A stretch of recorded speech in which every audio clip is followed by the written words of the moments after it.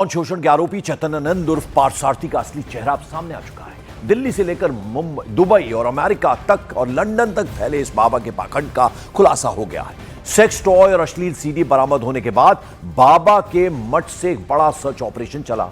Police को 3 mobile phone से सैकड़ों विदेशी नंबर्स भी मिले हैं। दिल्ली पुलिस को ऐसा शक है कि बाबा किसी बड़े रैकेट से जुड़ा हुआ है। उधर पीड़ित छात्राओं ने कैमरे पर बाबा की घिनौनी हरकतों का खुलासा कर दिया।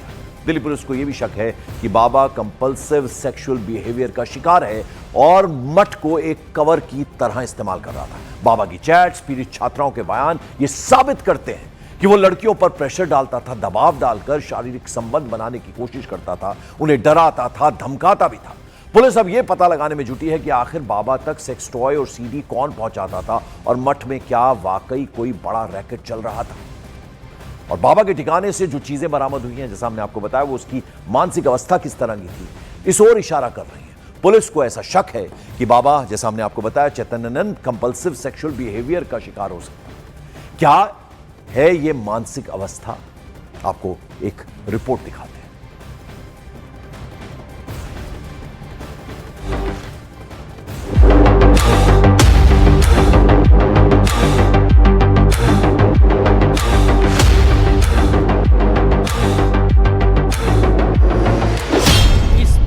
को चैतन्यानंद सरस्वती कहें या फिर पार्थ सारथी, नाम भले ही अलग अलग है, लेकिन इसकी काली करतूतों की हकीकत ने इसकी असल पहचान उजागर कर दी है। एक आम आदमी की कल्पना से परे घिनौना था ये बाबा और इसका अय्याश लोक, वो अय्याश लोक जहां बाबा के अय्याशी के सारे साधन और साजो सामान मौजूद थे।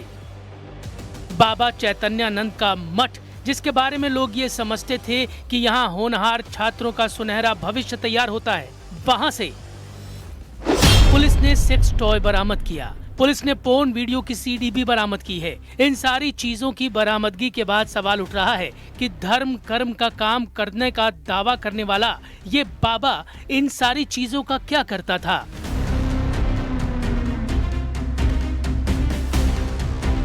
दिल्ली पुलिस सूत्रों की माने तो शक इस बात का है कि बाबा चैतन्यानंद कंपल्सिव सेक्सुअल बिहेवियर का शिकार है।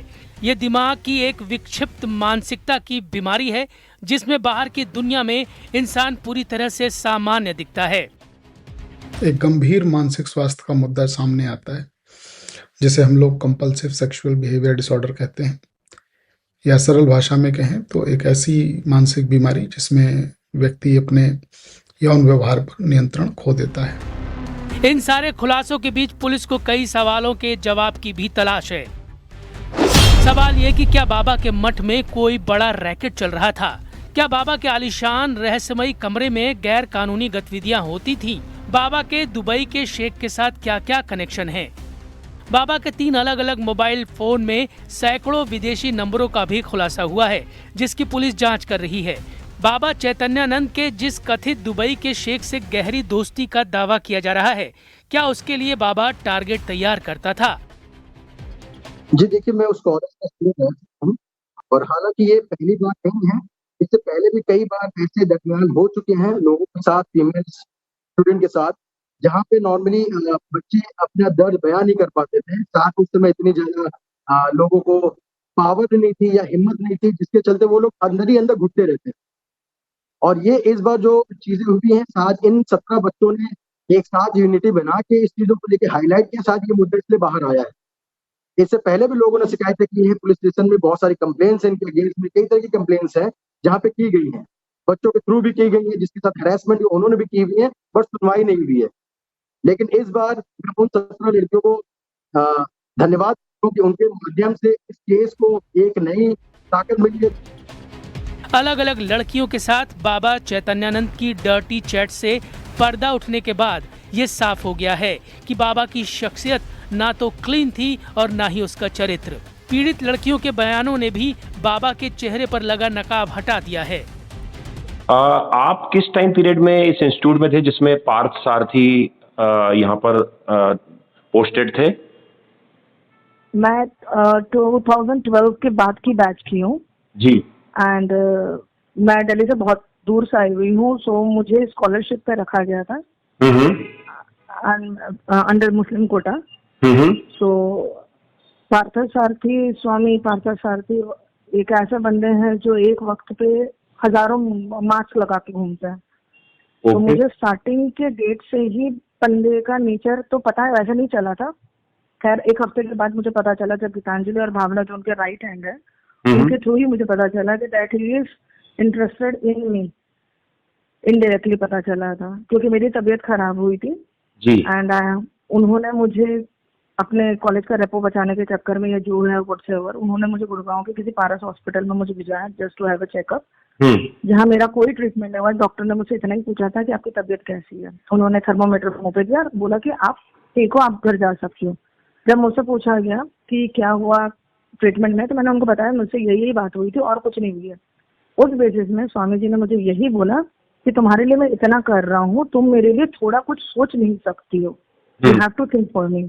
तो उन बातों से मुझे लगा कि मे बी शायद मैं थे दोस्त आई हूँ, he might be very much caring for me. Nevertheless उसके बाद चीजें बढ़ते गई, जहाँ वो मुझे कैमरेस के थ्रू नोट करते गए. उस कॉलेज में 25 बच्चे होंगे, 5 टीचर्स होंगे, फैकल्टीज होंगे, तो हजारों कैमरेज होंगे जहाँ से वो मुझे मॉनिटर करते ही थे. कुछ ना कुछ बहाने से, कुछ ना कुछ तरीके से, कुछ ना कुछ नुक्स निकालते हुए, किसी न किसी बहाने से उनको मुझसे बात करनी होती थी, या उन्होंने मार्क्स डिटेक्ट करना होता था जिसके थ्रू मैं बात करने जाऊँ. बिकॉज मार्क्स डिटेक्ट करना was not a big thing.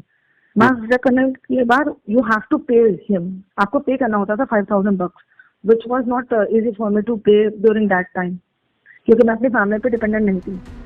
Delhi का ये बाबा न जाने कितनी ही लड़कियों को टारगेट कर चुका है. कई लड़कियां इसके दबाव में आकर इसके जाल में फंस भी चुकी हैं. पुलिस के सामने 1 दर्जन से ज्यादा ऐसी पीड़ितों का बयान है जो सीधे सीधे बाबा चैतन्यानंद पर यौन शोषण के आरोप लगा चुकी हैं.